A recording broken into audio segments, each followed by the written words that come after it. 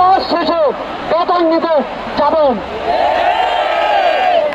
শিক্ষা প্রতিষ্ঠান সমূহের সকল কার্যক্রম অনির্দিষ্টকালের জন্য বন্ধ থাকবে। প্রবাসীরা ব্যাংকিং চ্যানেলেও কোন প্রকার রেমিটেন্স পাঠাবেন না। সকল ধরনের সরকারি সভা সমাবেশ আয়োজন বর্জন করবেন। বন্দরের কর্মীরা কাজে যোগ দেবেন না, কোন মালামাল খালাস হবে না। দেশের সকল কলকারখানা চলবে না, দেশের কোন গার্মেন্টস তার কার্যক্রম চালাবে না।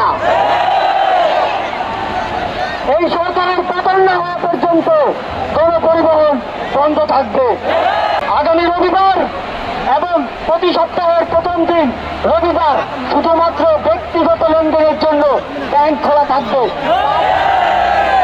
বাকি সাপ্তাহিক কার্য দিবসগুলো ব্যাংক বন্ধ থাকবে।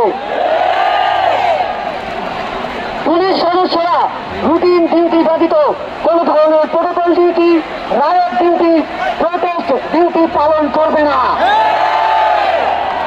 শুধুমাত্র পুলিশ নিয়মিত থানার রুটিন ওয়ার্ক পালন করবে। বিজিবি ও নৌবাহিনী ব্যতীত অন্য বাহিনী ক্যান্টনমেন্টের বাইরে ডিউটি পালন করবে না। বিজিবি এবং নৌবাহিনীও বেরাত এবং কোস্টাল এরিয়ার মধ্যে সীমাবদ্ধ থাকবে। আপনারা সচিবালয়ে যাবেন না। ডিসি বা উপজেলা কর্মকর্তারা নিজ নিজ কার্যালয়ে যাবেন না। কোন প্রকার অফশোর ট্রানজাকশন চলবে না। আমরা চাই না পতনের আগে এই সরকার দেশের অর্থ লুটপাট করে বিদেশে নিয়ে যাক। বিলাস দ্রব্যের দোকান, শোরুম, মার্কেট সবকিছু অনির্দিষ্টকালের জন্য বন্ধ থাকবে। আমাদের অসহযোগ আন্দোলনের আওতামুক্ত থাকবে হাসপাতাল, ফার্মেসি, জরুরি পরিবহন সেবা যেমন ঔষধ ও চিকিৎসা সরঞ্জাম পরিবহন, অ্যাম্বুলেন্স সেবা, ফায়ার সার্ভিস, গণমাধ্যম, নিত্য প্রয়োজনীয় দ্রব্য পরিবহন, জরুরি ইন্টারনেট সেবা, জরুরি ত্রাণ সহায়তা এবং এই খাতে কর্তব্যরত কর্মচারী এবং কর্মকর্তাবৃন্দ।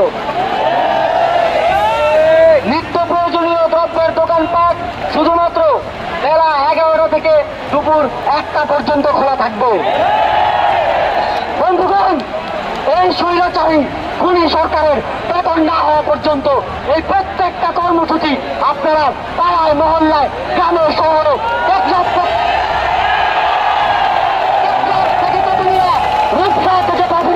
বাস্তবায়ন করার দায়িত্ব নেবেন।